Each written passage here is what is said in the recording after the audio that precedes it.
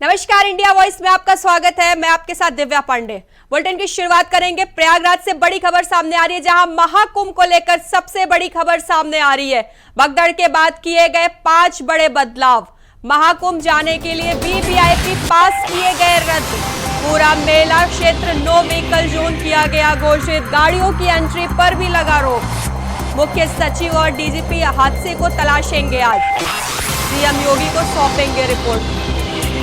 महाकुंभ को लेकर बड़ी खबर, जहां महाकुंभ जाने के लिए वीवीआईपी पास को रद्द कर दिया गया है। पूरा मेला क्षेत्र नो व्हीकल जोन में घोषित कर दिया गया है। तो बता दें, गाड़ियों की नो एंट्री पर भी रोक। बता दें, बड़ी खबर, जहां महाकुंभ जाने के लिए वीवीआईपी पास रद्द कर दिया गया है। मुख्य सचिव और डीजीपी हादसे को भी तलाशने आज प्रयागराज जाएंगे।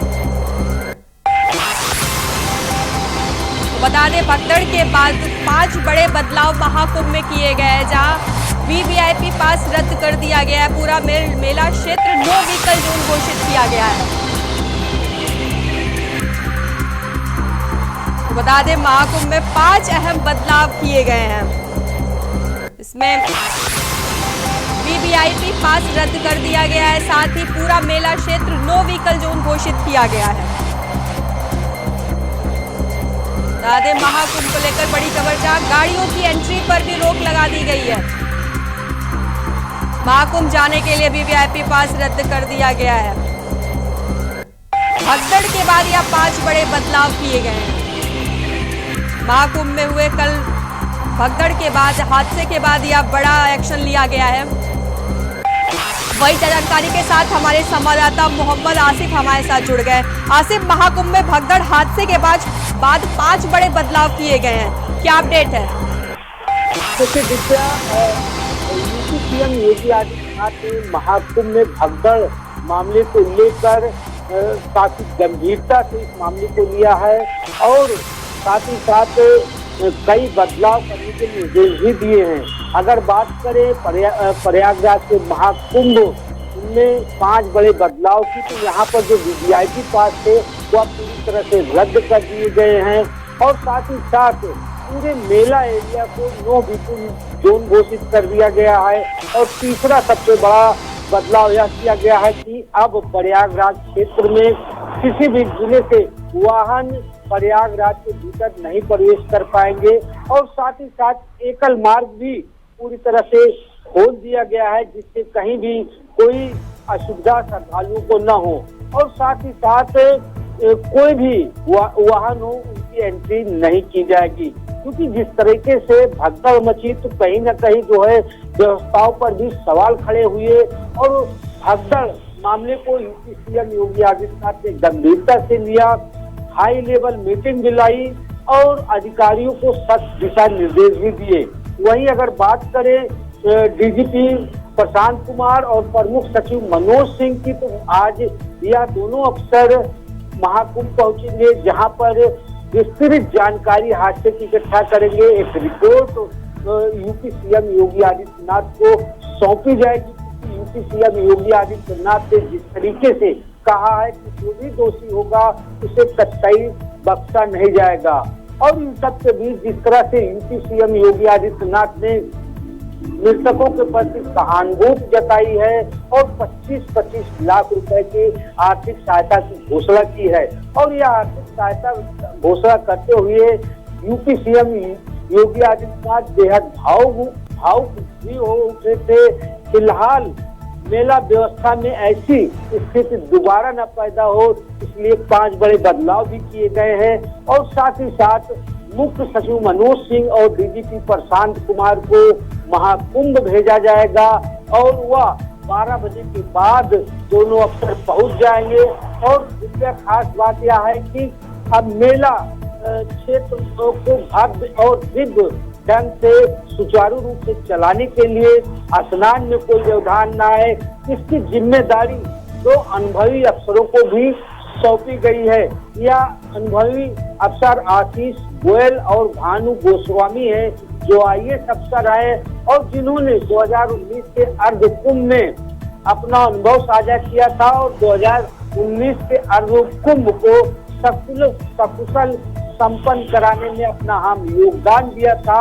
और यही वजह है कि दोनों अफसरों को आज मेला की पूरी जिम्मेदारी सौंप दी जाएगी, या दोनों अफसर भी आज ही महाकुंभ पहुंच जाएंगे। जी दिव्या। जी बिल्कुल आसिफ, 5 अहम बदलाव किए गए, जिसमें एक बदलाव ऐसा है कि इसमें आप गाड़ियों की एंट्री पर रोक लगी है, तो अब ऐसे में श्रद्धालु संगम तक कैसे पहुंचेंगे?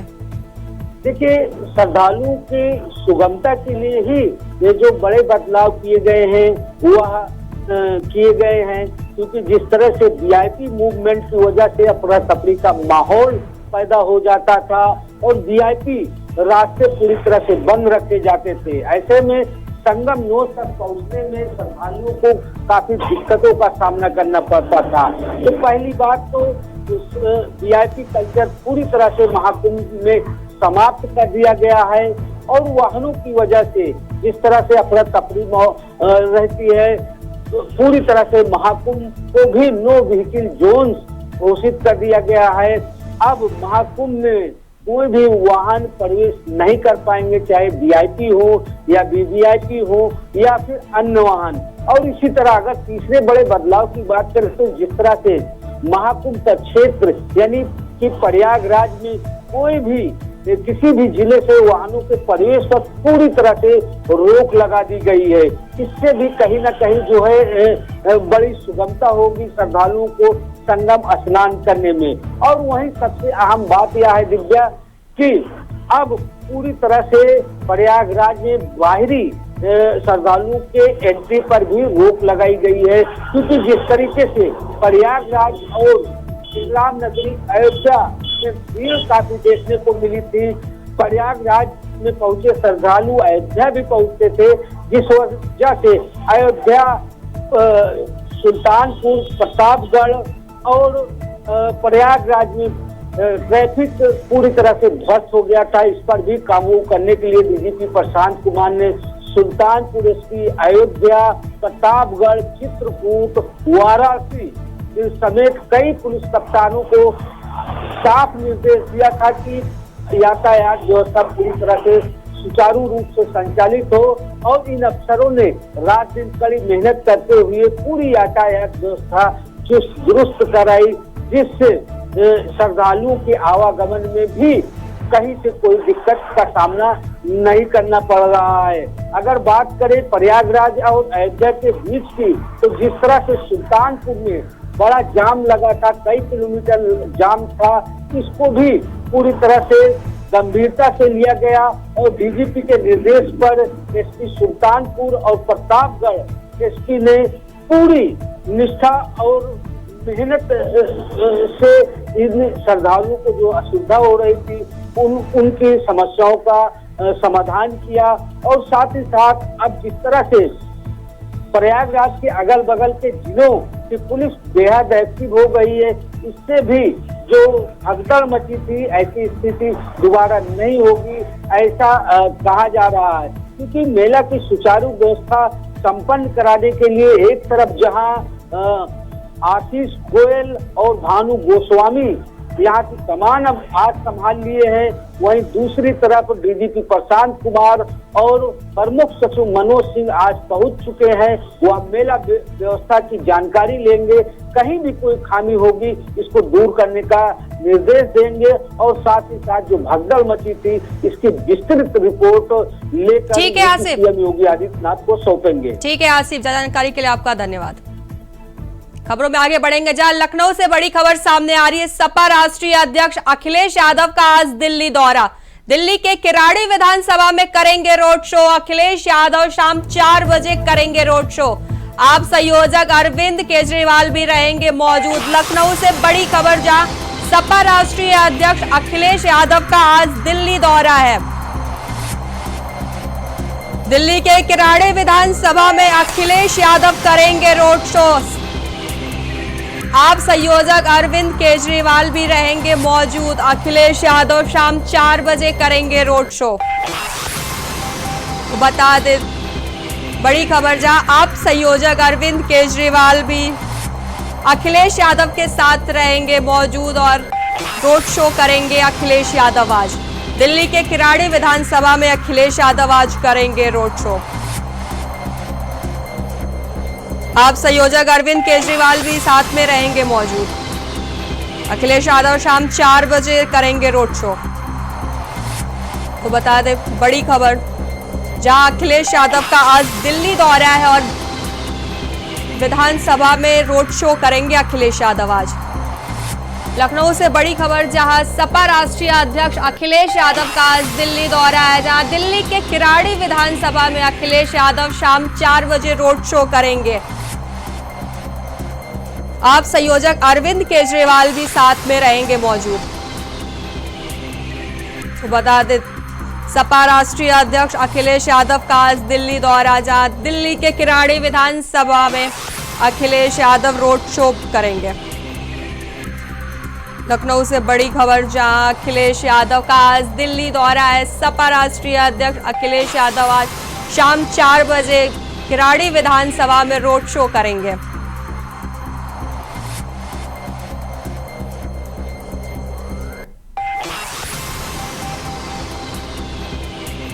वही जानकारी के साथ हमारे संवाददाता मोहम्मद आसिफ हमारे साथ जुड़ गए हैं। आसिफ, अखिलेश यादव का आज दिल्ली दौरा है, क्या अपडेट है?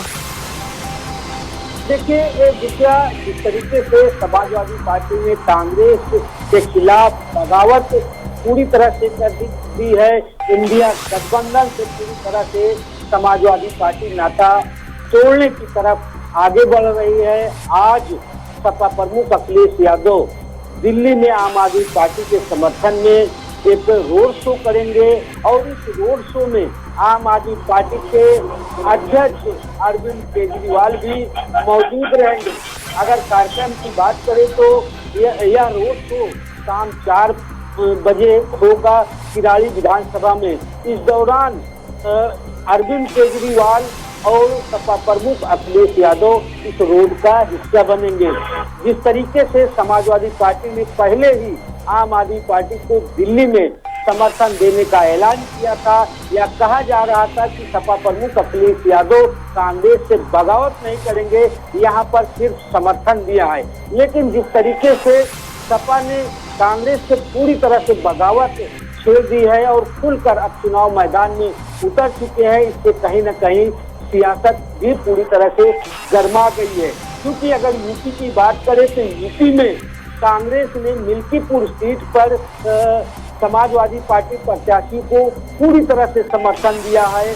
भले ही सपा प्रमुख अखिलेश यादव ने इस दौरान आम आदमी पार्टी को दिल्ली में समर्थन देने की घोषणा किया था।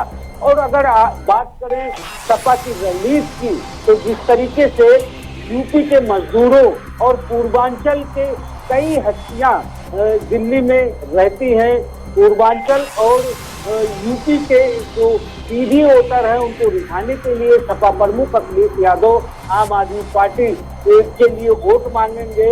रोड शो के जरिए आम आदमी पार्टी की ताकत का एहसास कराएंगे। हालांकि अब जो सियासत है इंडिया गठबंधन की, वह पूरी तरह से विचित्र हो चुकी है। क्योंकि जिस तरह से लोकसभा चुनाव में इंडिया गठबंधन के साथ सभी दलों ने चुनाव लड़ा, चाहे यूपी में सपा और कांग्रेस की गठजोड़ रही हो या फिर अन्य राज्यों में एक तरह से एयर बनाने के लिए जिस तरह से गठबंधन ने काम किया, अब यह गठबंधन पूरी तरह से टूटने की कगार पर पहुंच चुका है, या यूं कहें कि यह गठबंधन पूरी तरह से टूट चुका है। और जिस तरह से समाजवादी पार्टी और कांग्रेस के बीच अंदर ही अंदर रार चल रही थी, अब यह रार कहीं न कहीं बगावत में तब्दील हो चुकी है। आज सपा प्रमुख अखिलेश यादव का दिल्ली में रोड शो कहीं न कहीं बड़ा राजनीतिक मैसेज भी दे रहा है। क्योंकि सपा प्रमुख अखिलेश यादव ने साफ तौर पर कहा कि जिन राज्यों में बीजेपी को हराने के लिए जो भी दल आगे बढ़ता दिखाई देगा, ठीक है आसिफ, सारा जानकारी के लिए आपका धन्यवाद। खबरों में आगे बढ़ेंगे, जहां संभल हिंसा मामले से जुड़ी एक बड़ी खबर सामने आ रही है। आज जिला कोर्ट में आरोपियों की होगी सुनवाई, टाले से आरोपियों की जमानत पर होगी सुनवाई। बड़ी खबर, जहां पुलिस ने हिंसा के 73 आरोपियों को गिरफ्तार किया है। अब तक 73 आरोपियों को गिरफ्तार किया गया है। जमानत की सुनवाई में अदालत का फैसला होगा अहम।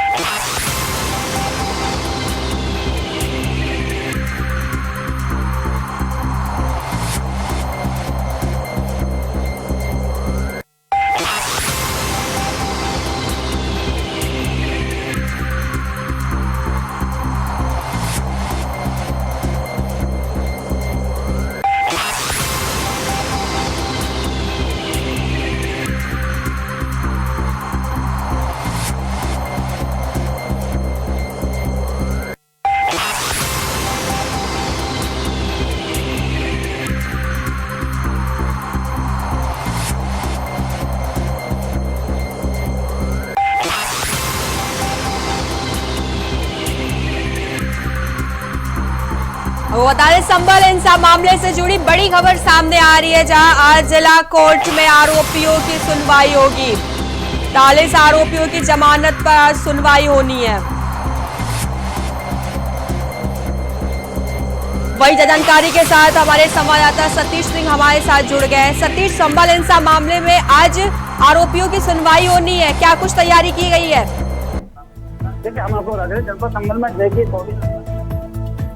बलवा हुआ था शाही जामा मस्जिद के सर्वे के दौरान में, और बताते चले कि जिस तरह से बात की जाए तो बलवा के दौरान में जो है यह बरसात हुआ था, आगजनी हुई थी, कुछ गाड़ियों में आग लगाई थी, 29 पुलिस कर्मचारी घायल हुए थे, जिसे लेकर के पुलिस में अब तक 73 लोगों के लिए गिरफ्तार कर लिया गया था, जिसकी आज 21 लोगों की कोर्ट में सुनवाई हुई है। और यहाँ पर पुलिस प्रशासन मौके पर मौजूद है, सुबह से पीएसी तैनात कर दी गई है, और यहाँ पर जो है गेट पर आने जाने वाले लोगों के लिए यहाँ पर जो है पहले चेकिंग की जा रही है। मैं अपने सहयोगी से कहूंगा कि किसी दिखाएं कि यहाँ पर चेकिंग की जा रही है, चेकिंग के दौरान जो है अंदर एंट्री की जा रही है। यहाँ पर चेकिंग जो है अंदर फालतू लोगों के लिए जाना मना कर रखा है, क्योंकि यहाँ पर जो बात की जाए यहाँ पर प्रशासन यहाँ लगातार 24 घंटा मौजूद कर दिया गया था, क्योंकि यहाँ पर जो किसी तरह की बलवा ना हो और जैसे दंगे फसाद हो। आज कोर्ट की सुनवाई 1 बजे बताई जा रही है। जी बिल्कुल सतीश, 41 आरोपियों की जमानत पर आज सुनवाई होनी है, तो क्या इनको आज जमानत मिलने की उम्मीद है या इन्हें जमानत मिल सकती है?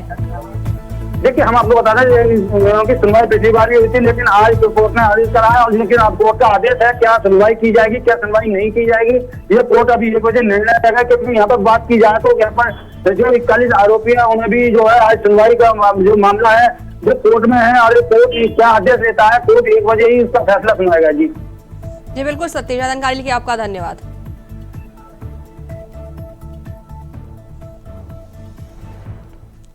को बता दें पुलिस ने हिंसा के 73 आरोपियों को गिरफ्तार किया है, जहां जिला कोर्ट में आरोपियों की आज सुनवाई होगी।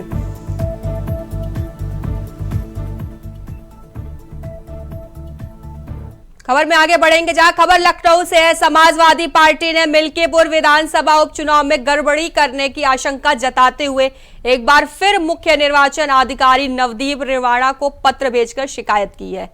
इस बार सपा ने भाजपा के पूर्व जिला अध्यक्ष को पीठासीन अधिकारी बनाए जाने की शिकायत की है। साथ ही थाना अध्यक्ष देवेंद्र पांडे, अमरजीत सिंह और संदीप सिंह पर सपा कार्यकर्ताओं, पदाधिकारियों और मतदाताओं का उत्पीड़न करने का आरोप लगाया गया है। बता दें, इसके अलावा समाजवादी पार्टी ने रिटर्निंग ऑफिसर को हटाने और तीनों थाना अध्यक्षों पर दंडात्मक कार्रवाई करने की भी मांग की है। तो वहीं अखिलेश यादव की पार्टी ने मतदान के दिन पात्र मतदाताओं को मतदान करने से न रोकने, मतदाता पर्ची उपलब्ध कराने और मतदान आरंभ होने से लेकर अंत तक बीएलओ की उपस्थिति अनिवार्य करने, मान्यता प्राप्त राजनीतिक दलों के पोलिंग एजेंटों को मतदान कक्ष में से बाहर नहीं निकालने की मांग की है। आपको बता दें, मतदाताओं मिल्कीपुर उपचुनाव पर सियासत तेज हो गई, जहां मुख्य निर्वाचन अधिकारी को सपा ने पत्र लिखा है। मतदाताओं का उत्पीड़न करने का सपा ने आरोप लगाया है, जहां मुख्य निर्वाचन अधिकारी को सपा ने पत्र लिखा है। बता दें, मुख्य निर्वाचन अधिकारी को सपा ने पत्र लिखा है, जहां मतदाताओं को उत्पीड़न करने का आरोप लगाया गया है। सपा ने उपचुनाव में गड़बड़ी की आशंका जताई है। बता दें, मतदाताओं का उत्पीड़न करने का आरोप लगा है, जहां मुख्य निर्वाचन अधिकारी को सपा ने पत्र लिखा है। सपा ने उपचुनाव में गड़बड़ी की आशंका जताई है। वो बता दें,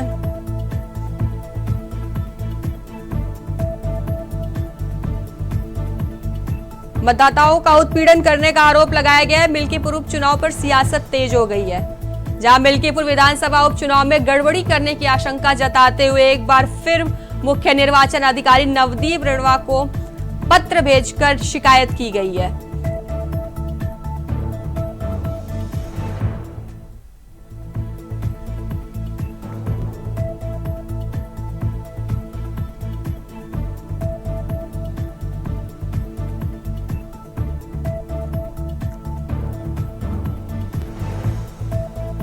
अब आपको सीधे लखनऊ लिए चलते हैं, जहां प्रधानमंत्री नरेंद्र मोदी महात्मा गांधी को श्रद्धांजलि दे रहे हैं।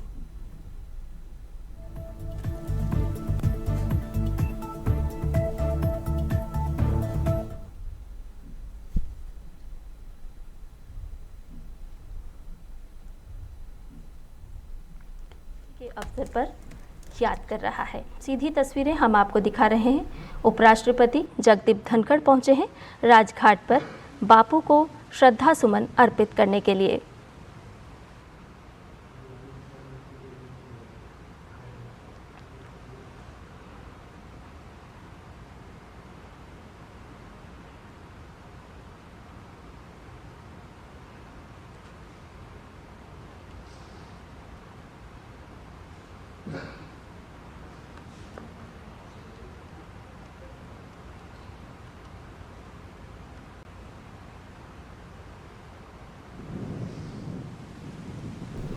जहां पीएम मोदी आज दिल्ली में महात्मा गांधी को श्रद्धांजलि दे रहे थे, जैसा आप देख सकते हैं उपराष्ट्रपति जगदीप धनखड़ भी महात्मा गांधी को श्रद्धांजलि देते हुए नजर आ रहे हैं।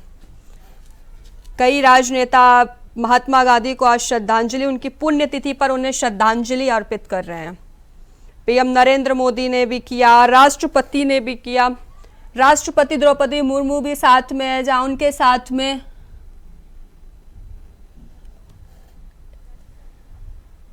कई राजनेता भी मौजूद है। महात्मा गांधी की पुण्यतिथि पर कई राजनेता उनको श्रद्धांजलि अर्पित कर रहे हैं। बता दें सुबह पीएम मोदी ने एक्स पर भी पोस्ट करके पूज्य बापू को उनकी पुण्यतिथि पर श्रद्धांजलि दी थी।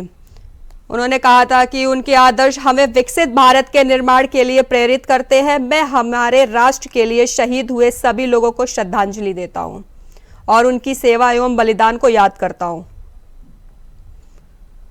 को बता दें महात्मा गांधी के 77वें पुण्यतिथि पर श्रद्धांजलि देते हुए कई राष्ट्रपति द्रौपदी मुर्मू बापू की पुण्यतिथि पर पीएम मोदी ने उन्हें श्रद्धांजलि दी है। राष्ट्रपति ने उन्हें श्रद्धांजलि दी है।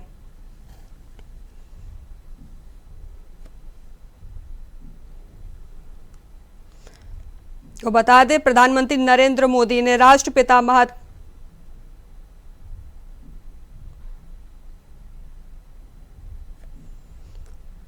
आपको बताएं दिल्ली राजघाट में पीएम मोदी ने महात्मा गांधी के 77वें पुण्यतिथि पर उन्हें श्रद्धांजलि दी है। उपराष्ट्रपति जगदीप धनखड़ ने भी उन्हें श्रद्धांजलि दी है। राष्ट्रपति द्रौपदी मुर्मू ने उन्हें श्रद्धांजलि दी है।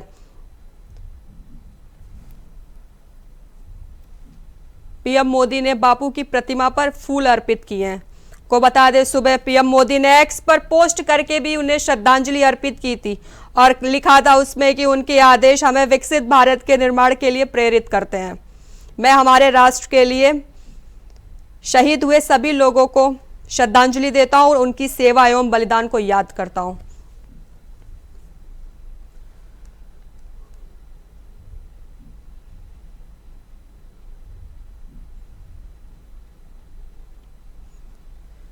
आपको बता दें दिल्ली के राजघाट में महात्मा गांधी को श्रद्धांजलि देने के लिए कई राजनेता मौजूद है, जहां पीएम मोदी ने बापू की प्रतिमा पर फूल अर्पित करके उन्हें श्रद्धांजलि दी है। उपराष्ट्रपति ने भी उन्हें श्रद्धांजलि दी है।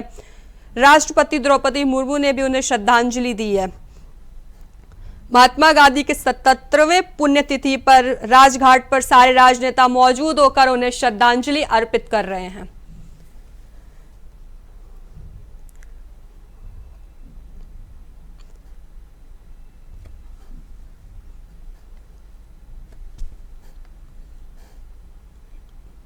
बता दें प्रधानमंत्री नरेंद्र मोदी ने राष्ट्रपिता महात्मा गांधी की 77वीं पुण्यतिथि पर उन्हें श्रद्धांजलि दी है। राष्ट्रपति द्रौपदी मुर्मू ने भी उन्हें श्रद्धांजलि दी है। मंत्री मनोहर लाल खट्टर ने भी उन्हें श्रद्धांजलि अर्पित की है। साथ ही उपराष्ट्रपति और कई राजनेता ने महात्मा गांधी के 77वें पुण्यतिथि पर उन्हें श्रद्धांजलि अर्पित की है। रक्षा मंत्री राजनाथ सिंह ने भी उन्हें श्रद्धांजलि दी है। उपराष्ट्रपति जगदीप धनखड़ भी मौजूद है, साथ में द्रौपदी मुर्मू, राष्ट्रपति द्रौपदी मुर्मू भी साथ मौजूद हैं। बापू की पुण्यतिथि पर उन्हें श्रद्धांजलि अर्पित करें। पीएम मोदी ने बापू की प्रतिमा पर फूल अर्पित किए हैं।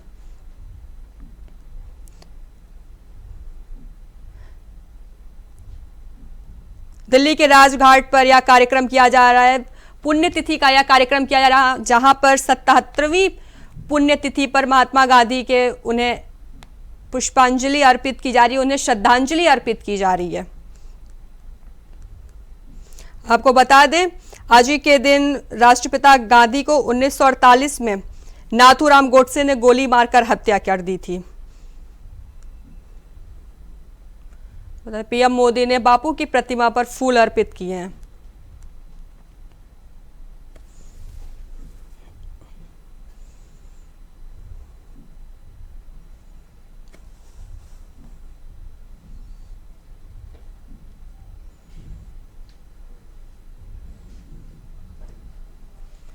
आपको बता दें, प्रधानमंत्री मोदी भी राजघाट में मौजूद है, जहां वह बापू की 77वीं पुण्यतिथि पर उन्हें श्रद्धांजलि अर्पित कर रहे हैं।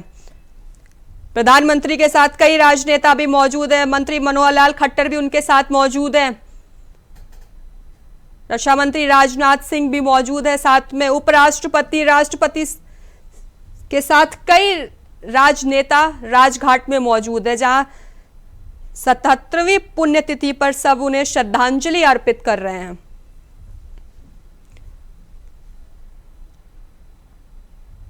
आपको तस्वीरें दिखा रहे हैं, जहां मंत्री मनोहर लाल खट्टर बापू को पुष्पांजलि अर्पित कर रहे हैं। उनके साथ